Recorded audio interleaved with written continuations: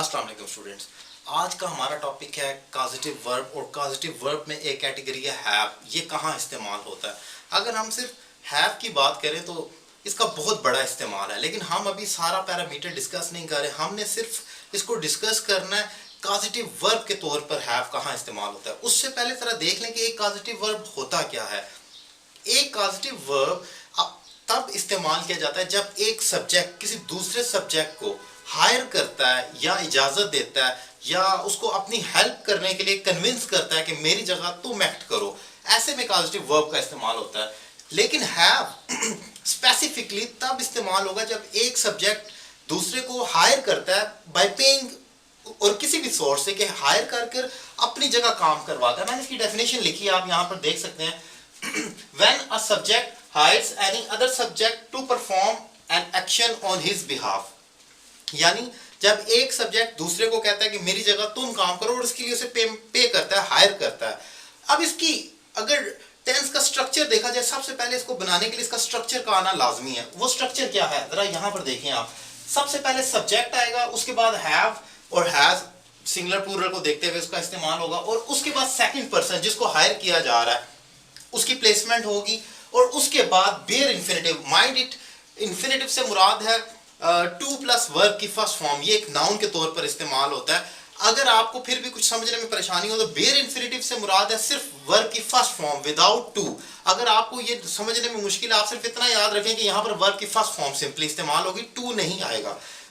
अच्छा, इसके बाद आप आगे देखें और लास्ट में आपका ऑब्जेक्ट आना है जो एक्ट करवाया जा रहा है। अब यहां पर आप एक चीज और देख सकते हैं कि इस स्ट्रक्चर में अगर आप गौर करें, अब जो मैंने एग्जांपल लिखी है, आई हैव अ बार्बर, मैं नाई से बाल कटवाता हूं, ये प्रेजेंट सिंपल टेंस इंडेफिनिट है।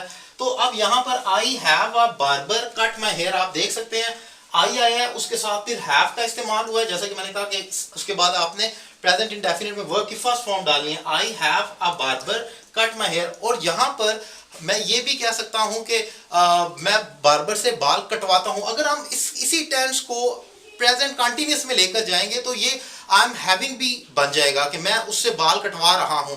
अगर आप इसी को प्रेजेंट परफेक्ट में लेकर जाते हैं, जैसे कि मैंने यहां पर एक एग्जांपल लिखी है कि मैंने नाई से बाल कटवा लिए हैं, इट मींस कि एक्शन करवा लिया, तो वहां पर ये हो जाएगा I have had a barber cut my hair. अब अक्सर स्टूडेंट को कंफ्यूजन होती है ये हैव हैड इकट्ठा क्यों इस्तेमाल हो गया।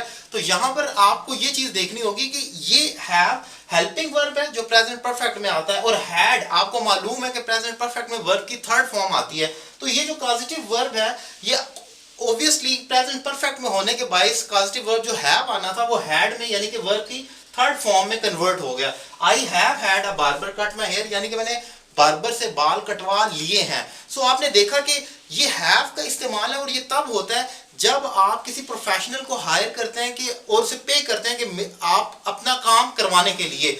और ये हैव हैड का इस्तेमाल भी अक्सर जो कंफ्यूज करता है इस जगह पर, वो इसीलिए है कि आप देख सकते हैं ये हैव आपका प्रेजेंट परफेक्ट में जो हेल्पिंग वर्ब आता है आई के साथ, ये हेल्पिंग वर्ब है, और ये पॉजिटिव वर्ब है जो कि थर्ड फॉर्म में चला गया प्रेजेंट परफेक्ट होने के बाद, क्योंकि प्रेजेंट परफेक्ट में वर्ब की थर्ड फॉर्म आती है। और उसके बाद आपने बार्बर लगाया जो कि यहाँ पर सेकंड पर्सन है, आप देख सकते हैं। और उसके बाद ये कट जिसे बेयर इन्फिनेटिव वर्ब की फर्स्ट फॉर्म है बगैर टू के। अब यहाँ पर ये गलती भी नहीं करनी I have a barber to cut my hair, ये भी गलत है, टू नहीं आएगा, हैव में टू नहीं आता, और एंड पर ऑब्जेक्ट आ जाएगा माय हेयर। सो मैं समझता हूँ कि ये पॉजिटिव वर्ब को समझने के लिए, हैव के स्पेसिफिक स्ट्रक्चर को समझने के लिए ये लेक्चर आपको काफी मदद कर सकता है। अगर आप मेरे मजीद वीडियो लेक्चर्स भी देखना चाह रहे हैं एक डिटेल में, एक तरतीब के साथ, तो मेरा यूट्यूब चैनल सैयद अली रज़ा काज़मी, जिसका लिंक आपके सामने मौजूद है, ज़रूर सब्सक्राइब करें।